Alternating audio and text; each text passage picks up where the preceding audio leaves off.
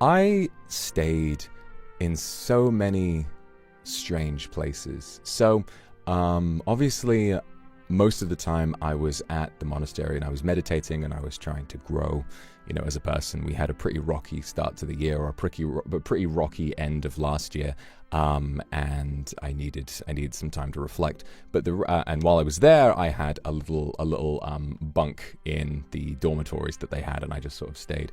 But other times, I would need to just kind of find somewhere that was in close proximity to wherever I was working. So, for example, this is quite funny.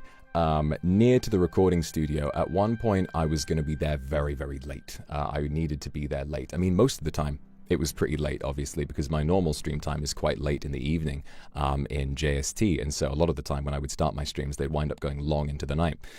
When I would stream like that, I would book a little kind of not a hotel per se, but like one of those unmanned apartment buildings, where it's like a flat, like a little studio flat, and there's no hotel people there. You just get like a door code and you walk in or whatever it is.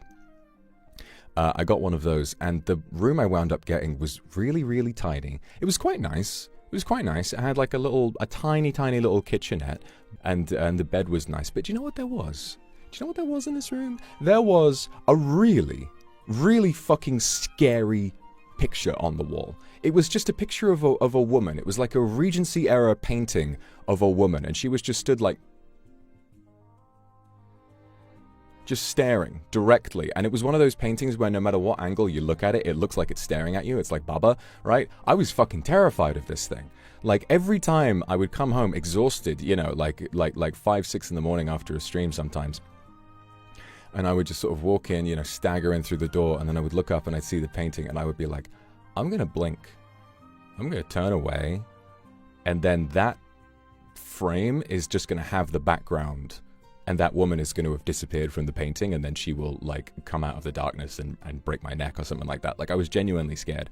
And the thing is, I tried taking it off the wall, but they fucking stuck it there.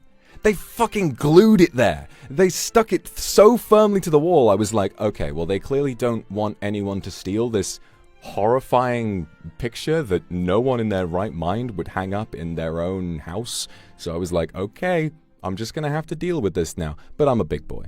And at the time, I was an even bigger boy. And so I just sort of decided, you know what? It's fine. If some painting demoness comes out of the painting, I will either fight her and defend myself, or since she's a fellow demoness, maybe we will have sex and it'll be great.